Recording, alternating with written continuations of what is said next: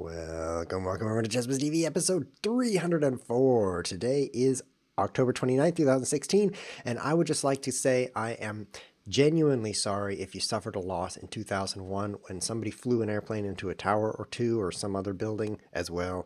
That wasn't a good idea in my opinion. If I'd been flying that plane, I wouldn't have done that, and I just want to say I'm sorry about that. But today we're going to kind of make fun of that event by playing the Two Towers chess, which is where the two twin towers, if you recall, which fell down, have already fallen down on the chessboard. So you're going to start the game without rooks. It should be an interesting game because you can't castle. No rooks means open files are not so important because queens can kind of go around pawns. So I think it's going to be an interesting variant. I've never tried this before. Let's get started. I think Artem is making me an offer right now to play. See if you got the board set up correct. He did not, so I'm going to decline this. Nice try. Artem, you pay no attention. Community, let's go to this screen so you can see what I'm doing here. Go to the analysis board editor, and then just drag those rooks off the board. And now we'll play with a friend, if I have any. Throw this link in the chat. Let's play 1-4, my favorite time control. 1 is a lot higher than it used to be. Any color? All right. Bam! Okay, let's play some no rooks chess. See how it works. The challenge has been accepted by none other than Clearest Blue. And I'd like to say Clearest Blue is one of my favorite people in the whole world. There is no one clearer than Clearest Blue. So I'm excited to play chess with you. It's been a little while, Clearest. I'm glad you're joining us. Or perhaps I should call you Blue for short. Always smile when I see blue spelled with the E and the U backwards, because like, that must be a typo. But no, actually, some very strange people do spell blue like that. Of course, it's pronounced blue instead of blue. But let's get focused on the game here. So with no rooks, you cannot castle. Should be meaningless then, right? If you castle or not. But without those rooks on the board, we're pretty much in the end game right now. So maybe I should just, you know, F6, King F7, start bringing my king in. Don't see any reason not to. Why would I get checkmate with the rooks gone? What's going on? What's up there in the corner? What is that? It's the chat. Hi, chat. Let's hide that. Hello to Orlana37. I've never heard of you, but I think you're fantastic. Gonna hide that window so you guys can see how much time I've got left. So I've got this move, which is check. And I think that's a super awesome move, actually, because that attacks his king and his bishop at the same time. It's called a fork, which is a pretty bad name for it, because forks do not have just 2 tines. They have at least 3. Otherwise, I would just call it like a wedge, maybe, or I guess you could call it a fork. I mean, a fork in the road is just 2 paths. You don't have to come to like 4 paths coming out. It seems like a fork, though, needs more than 2 tines. If I had a 2-tine fork, I would return it for a multi-tine fork. Now, typically, if Queen A5 comes out attacking your bishop, what you do is bring your knight out, because that will guard your bishop. But in this case, he just made the world's worst move, B3, because now knight to C3 would not be guarded. I could just take that. So, unfortunately, he really set himself up for this problem. Fortunately for me, though, because since I'm not him, I'm actually doing quite well. SRXXA77. It's actually a guy's name. He says, would that be a chicken fork with 2 tines? No! Chess Whiz, don't look away from the board. Keep your eyes on the board. So there seems to be another fork going on. This one even more painful. And I should have seen it, but I didn't because, you know, chess is not my strength, okay? My strength is more like saying things that don't make sense. Chess, that's second place here. If you think about, whoa, so this looks exciting because I'm pinning this, but you know, you've got this yellow arrow, queen facing my king, so that might not be the world's safest move right now. In fact, it looks like the world's most dangerous move, so I guess I won't play it just yet. Let's get the rest of my pieces out. So I'm down a queen, but in exchange for that queen, I have a knight and bishop. So I guess that's not very good. I have a knight and bishop. So for those of you math people, knights and bishops are worth 3 points each. Do you know why? You ever wondered why they're worth 3 and not 4? Have you ever wondered that? Would you like to know why? Do I want to trade? I'm just going to lose this game. Why not just trade and then lose? This 2-step process.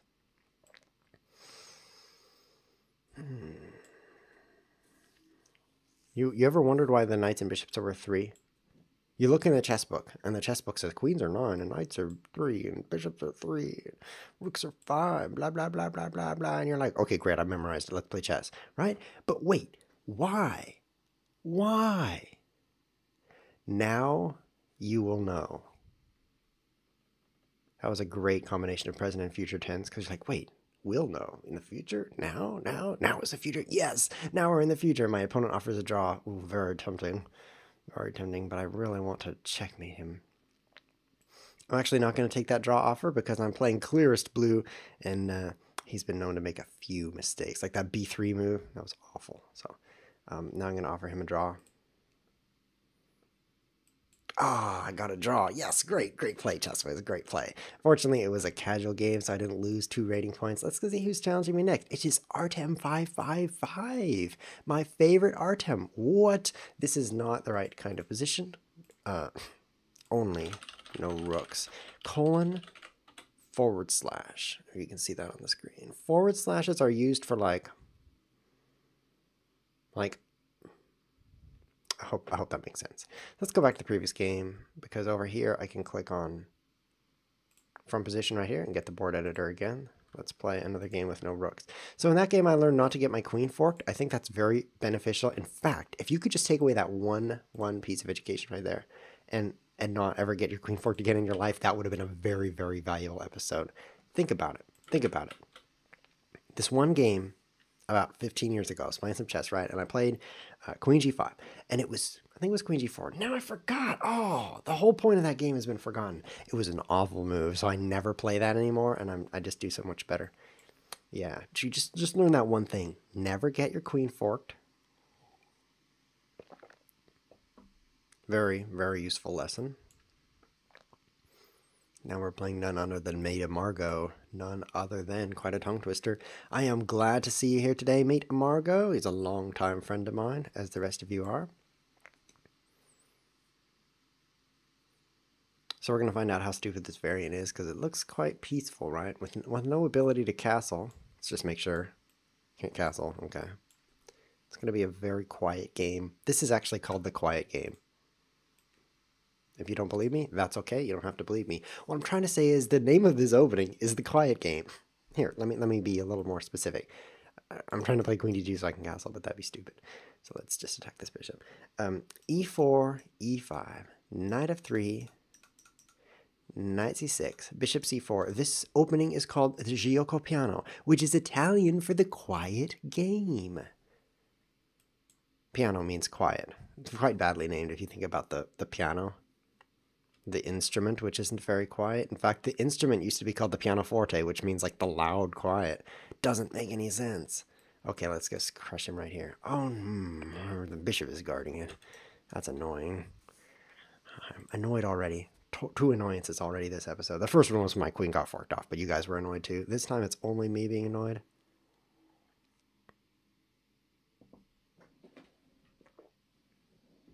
Zachary FIFA, one of our most corrupt viewers, wants to know why I'm gulping into the microphone. The secret to the question. Secret to the answer. The reason for that is that because I didn't know I was gulping into the microphone. If I'd known that, why would I be gulping? It doesn't make any sense. That's kind of a rhetorical question, but I gave you a rhetorical answer. So I was going to tell you why the knight was worth 3.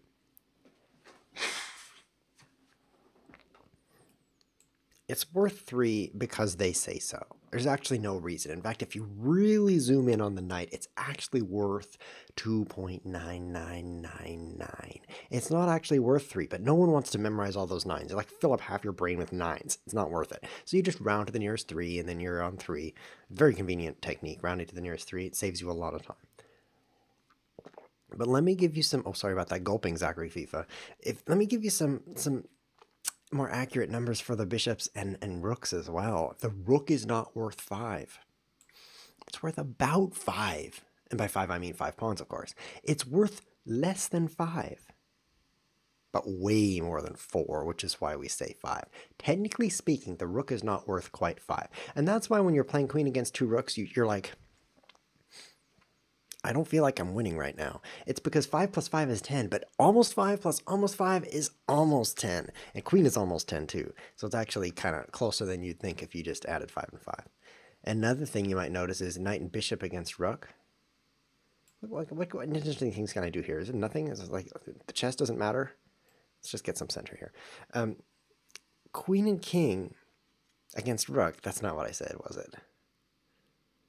Queen and rook against rook and king and rook and bishop.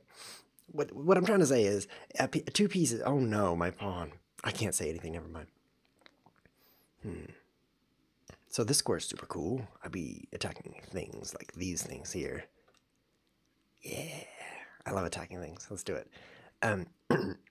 When you have two minor pieces against a rook, it's really powerful. And the reason is, rooks aren't quite 5. Did I say that? Oh, yeah. So the knight really is 3. And the bishop, I'm running out of time, is even a little more than 3. Because, bishops are better than knights. Just not very much better, right? So, like, bishop's like 3.00001, but no one wants to say that. So when you add those together, that's more than 6. And the rook is not quite 5. So the gap is bigger. That's why it feels like so much when it's two pieces against a rook, because it really is so much. And now I'm down a pawn with nothing to show for it. Although I did explain the nuances of the values of pieces. So that's good. And you know why everything is the way it is? Because I said so. It really helps to just trust the whiz. I would never get my queen forked. So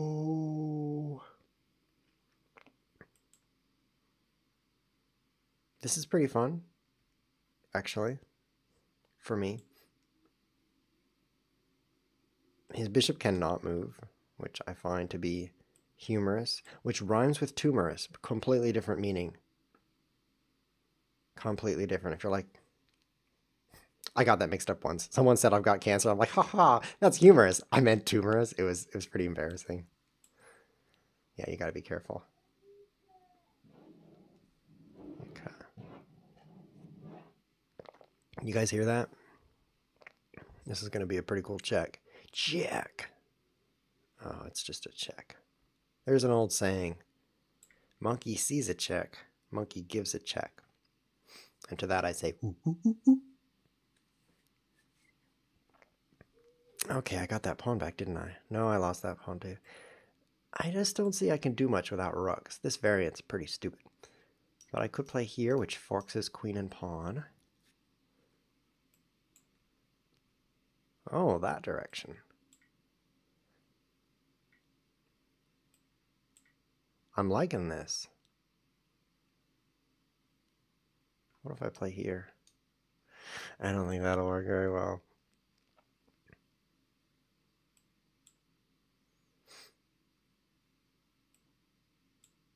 I'm still not ahead of pawn, even though I've picked up so many pawns. It's because my back pocket is leaking pawns. Have you ever had that feeling, except with pawns is money? You're like, yes, I earned some money, and you put it in your pocket, and the next day, well, it turns out you've got a girlfriend, and there isn't any money in there. I experience that sometimes. On occasion, of course. Everyone wants to know if ChessWiz has a girlfriend. But the better question is, how many girlfriends has ChessWiz? Yeah, don't limit yourself, man. You gotta expand your mind and your pocketbook. So, I've developed this perfect position here. You see how my bishop, it does things like that. Perfect. Whereas his bishop, I can't even draw an arrow because it doesn't do anything.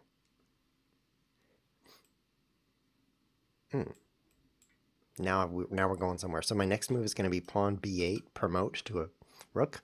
Oh, that would be so illegal. The rooks don't exist, right? Oh, I can't wait to make a rook and just see what he does. Oh, this is going to be great. Is he going to force me to take it back because it's a rook? I don't know.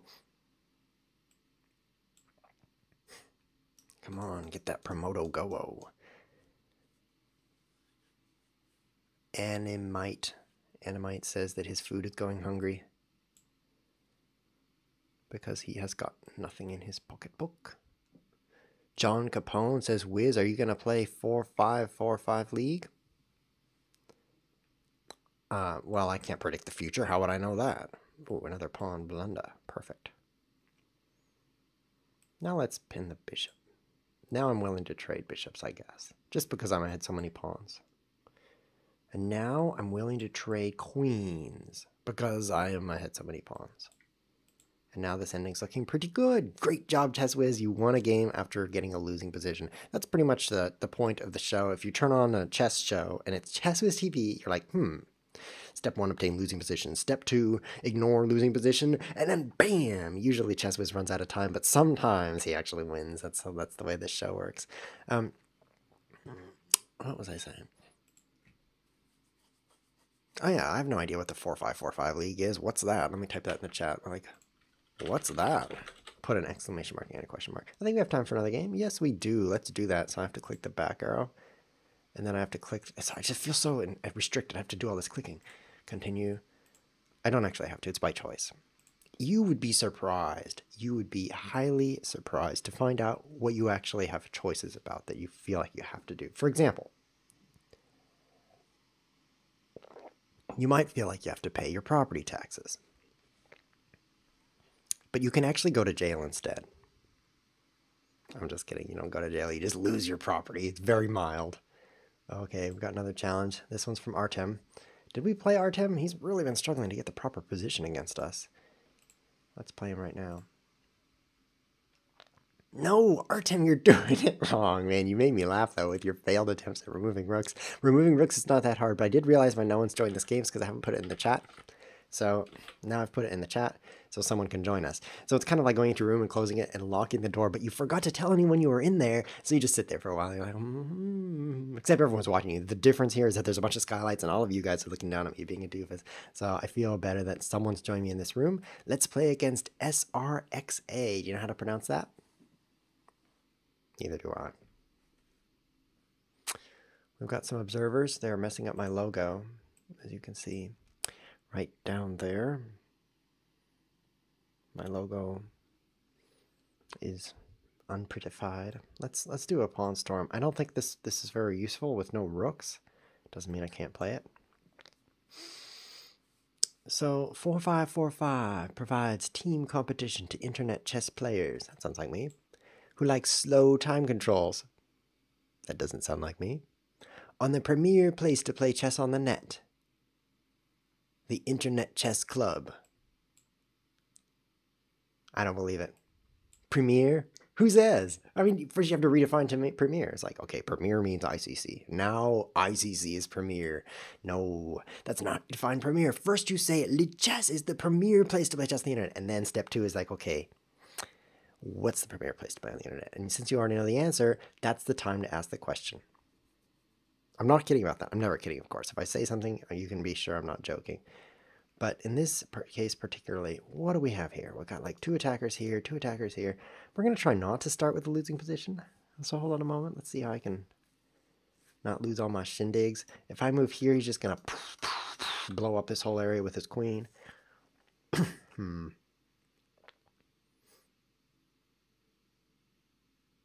Same problem with taking knight takes knight. He's got the bishop with check. So, well, I can move here. Ooh, and that would attack his queen, which would be great, because then he would take my free pawn, which would then attack my knight that's not guarded. That'd be super bad, too. So let me just take the last of my 15 seconds to frown at this position.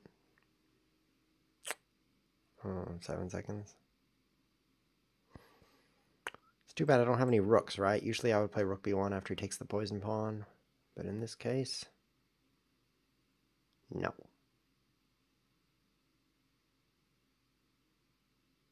I don't play on the Internet Chess Club. That's like the second most premier place to play on the internet.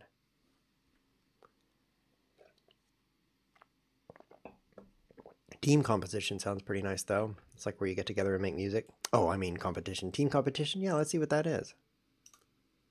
Let's open this in a new tab. 4-5-4-5 league anniversary. Ooh. Let's copy this link right here. Copy link location. Is this a free thing? I'll just take it and find out. Oh, he traded. I was hoping he took a pawn on d4. Sometimes my memory is a little short. And then I'm like, what did he take there? I hope it was a pawn. I heard the taking sound. Otherwise, I think he just moved there. But fortunately, I've got headphones, so I really know what's going on in this chess game. Okay, so I'm going to aggressively move all the things forward. Is there a way to win next? Yes, there is. Capture the queen for free. Chess Whiz, you got the brains today. So knight c7 check, just a perfect move right now. Oh, you know what? Everything's perfect when you're ahead at queen, so I guess I shouldn't even complain. I'm not complaining. Free queens are great.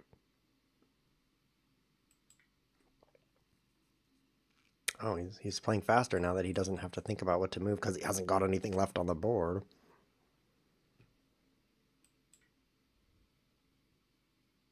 So the chess position is now kind of lacking in interesting qualities. It's kind of like me before 6 o'clock in the morning. So we're going to have to focus on something else to keep this show interesting. Something chin-strokingly good. Anything you guys want to talk about? I know you YouTube viewers, you poor guys, I can't even interact with you except on the comments below, and it requires a time warp. I have to travel into the future just to communicate with you. But you live viewers who are in the chat right now who say things like Twin Towers and GG, we can communicate, so let's talk. It looks like I have a challenge from Clear as Blue. Okay, we played with him before. What's he got for us now? He wants to play another game with no rooks. We had a draw. Should we have a win? I think so. It's really sad that Artem... How about Twin Tower Atomic? Okay. I don't think we can do that. No. I'll say no instead of okay. It's almost the same thing. It's like 2 letters, all capitalized, whatever. I don't know. This will be the last game of the show, and then we'll just go do something else with our lives. So if you're watching on YouTube, you're like, wow, take off the rooks, get bored. Then that's correct. You should go find a different episode to watch. This one's winding down right now like a yo-yo. Yo-yos don't wind down, they just wind up. Let's close that up, keep it interesting. So what can we talk about? The Tower of Babel. Maida Margot points out that we could talk about the Tower of Babel. Yes, we could.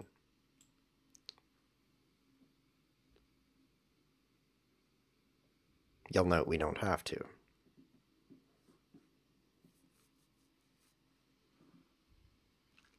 You got a lot of choices. A lot of choices in your life. Okay, I'll take this. Now we're looking good. 2 attackers. There's no rook here. We're going to pick up that knight for free. He has to play knight d2 to save it. Then we have bishop here. I think might be best. Or maybe just sacrifice on this pawn. And then bishop, jump, jump, jump, jump. Ooh.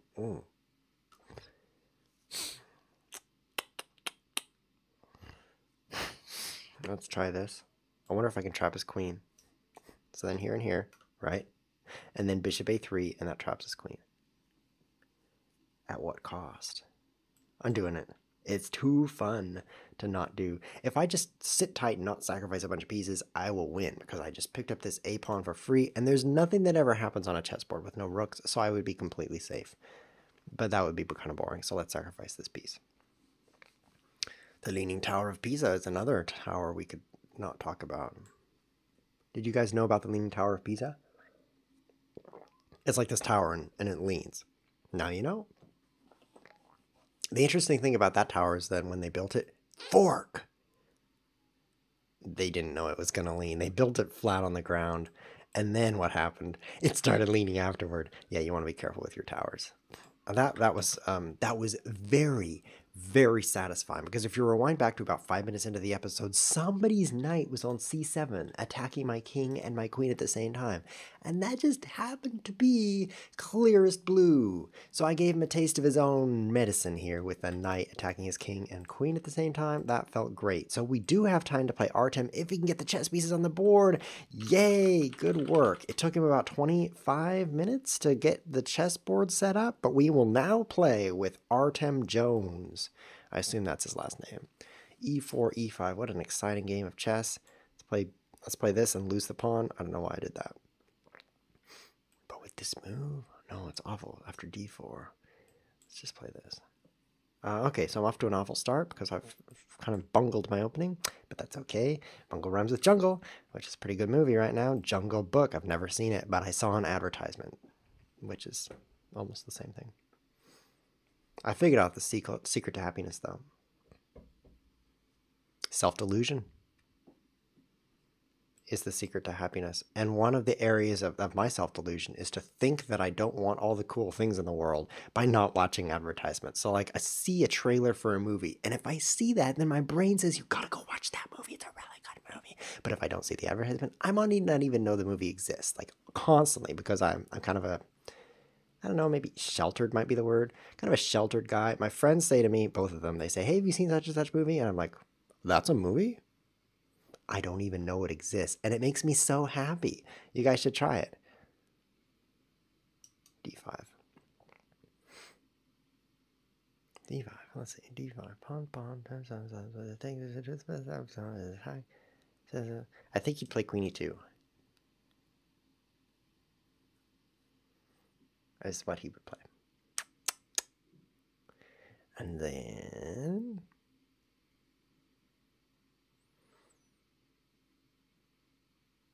I don't got nothing here. That's the problem. If I had nothing, it'd be much better. With no rooks, there's nothing to do. It's kind of sad. Tokyo Tower. It's another tower. You guys are really coming up with great towers. I'm not kidding when I say that self-delusion is the secret to happiness. You guys have heard of the placebo effect, which is the power of being dumb. It's a real thing. A real thing. Like people who think logically like me are like, that's stupid medicine. That's made of like nitrogen. That's not going to be useful to me. And then I don't get better and I get sick and I die. But other people, they're like, oh, wow, the magic wonder bread of livelihood. They eat it and the placebo effect cures them. It's really not fair being smart. You really miss out on a lot of great cures. Not joking. Totally serious. And one that came up recently for me is called colloidal silver, which doesn't do anything. It's now illegal to say that it cures cancer because some people said it did, but it doesn't. But unfortunately, for me, I think it doesn't. And so it didn't cure my cancer. The other day, my cancer was just sitting there like, ha! Colloidal silver, you're too smart. And but people who don't know that, they are all up in their silver, and it totally works for them. It just totally works. It's placebo all the way. It's pretty difficult to kill cancer with placebo, though. It works better for things like headaches. Much better for headaches. Okay, so what's happening in this position? I haven't looked at the chessboard in like 6 moves, so. Oh, my queen. Wow, good work, queen. Great work. Keep up the good work. What else?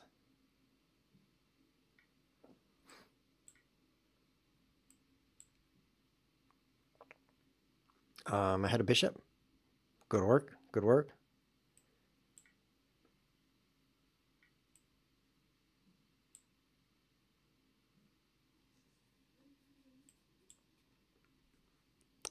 Some people might feel bad that I'm making fun of cancer.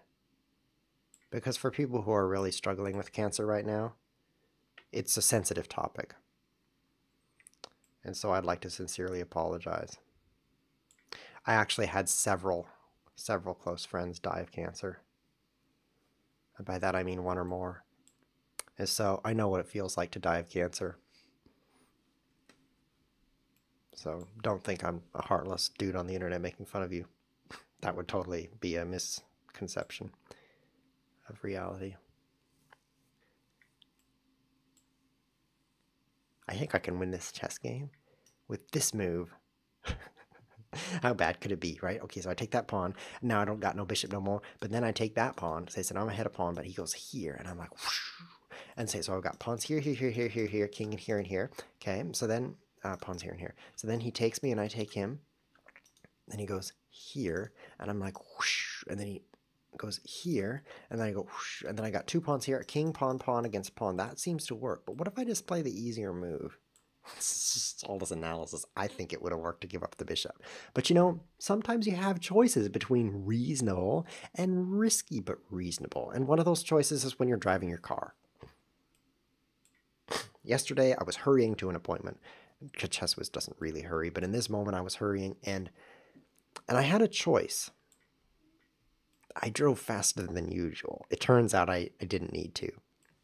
Took a risk for sure, especially when I was trying to send a text while careening down the freeway. It was exciting. I realized afterward that maybe I should have looked out my windshield, But at the moment, during the moment of driving, it was quite exhilarating. I can't believe this chess game is still going on. Now there's really nothing to do here. Except maybe make a new queen. Should I make a rook? I should make a rook because it's cheating. Rooks don't exist. Got another challenge, but I've got to go. Oh, Alexei, I would love to play with you right now. Can you see that on the screen? Not really. But I can't play with you. Here's why. Because the show is ending. But next episode is going to be Tuesday at 3 p.m. GMT, and I'll play you then. We're going to play a variant where the chess pieces can move not very fast or far. It's going to be a crazy variant. ChessWiz comes up with these world's worst variants. I mean, the reason these variants don't exist is because they're so bad. Nobody, actually, in this case, a viewer wrote to me and was like, wow, look at that. You have 911 viewers. Why don't you play 911 chess where there's no rooks? And I was like, I didn't even reply. And then I did that. It turns out I shouldn't have replied or played the variant. And I played the variant mistake, right? Because look how bad it is. I mean, you just spend your time moving your queen and king around. This is an awful variant. But it was interesting. One of the strengths of ChessWiz TV is the variety. Some people, all they do is like win at chess. That's kind of repetitive. So it's great to see ChessWiz mixing it up with this stupid stuff, right? So the next variant on Tuesday, it's also stupid, but it mixes it up. The rules are the pieces and pawns can only move one square, okay? Like on their move. It's like the slowest chess. I'm calling it molasses chess because it's so slow. So if you've got a pawn, right, you can only go one square. If you've got a bishop, you can only go one square. Queen, one square. So it's going to be like kind of like an amount of molasses. And I haven't decided if the knights, which would be illegal if they move, should be allowed to move or whether they should just have to sit there like frozen molasses moving uphill. I think that might be an interesting way as well. So if you want to comment in the YouTube video and tell me if you think knights should be able to actually move or stuck because they can't move one square, I will keep that in mind and we may play that way, the way you recommend next episode. I have to go, Alexei. Have to go. But it was great joining you today. Or were you joining me? I have no idea. If you want to subscribe to the YouTube channel, that'd be great because we do 2 episodes a week. And this way you can get an email that says, go watch ChessWiz, because nobody else is going to tell you to do that except ChessWiz. So it's nice to get some help there from the YouTube subscriber machine. And the other thing I have to say is you can follow on the Twitch channel because sometimes I stream on Twitch without telling anyone. I'm just like, I should stream on Twitch right now. And if you're following on that, then you'll get a spam email from Twitch that says ChessWiz is streaming chess. And of course, you should not believe it because I'm probably streaming some bulimian chess variant that causes cancer. But it's kind of like chess. So you could go, if you follow that, then you'll get more notifications about me, which is a great thing. And I don't have anything more to say. There is a way to give me money for free, but I doubt you want to do that right now. So this has been ChessWiz TV. Thanks for watching.